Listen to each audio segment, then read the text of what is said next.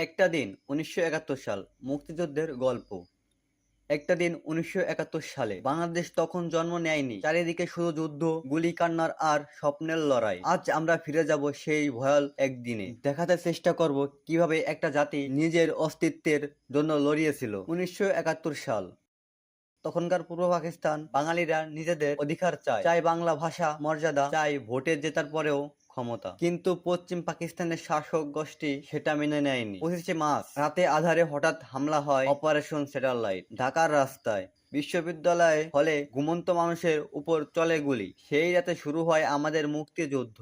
২৬শে মার্চ শেখ মুজিবুর রহমান স্বাধীনতার ঘোষণা দেন। পুরো দেশ জ্বলে ওঠে আগুনের মতো। কৃষক, ছাত্র, গৃহবন্দী সবাই অস্ত্র ধরে। কেউ কাঁধে রাইফেল নেয়, কেউ খাবার রান্না করে মুক্তিযোদ্ধাদের জন্য, কেউ গান গায়, কেউ কবিতা লেখে। শুধু একদিন নয়, টানা ৯ মাস যুদ্ধ চলেছিল। ৩০ লক্ষ শহীদ, ২ লক্ষ মা বোনের ত্যাগ, আর অবশেষে ১৬ ডিসেম্বরে ১৯৭১ বাংলাদেশ স্বাধীন হয়। কেন ঘটেছিল এই যুদ্ধ? এই যুদ্ধ হয়েছিল অধিকার ফিরে পাওয়ার জন্য, নিজেদের পরিচয় রক্ষার জন্য।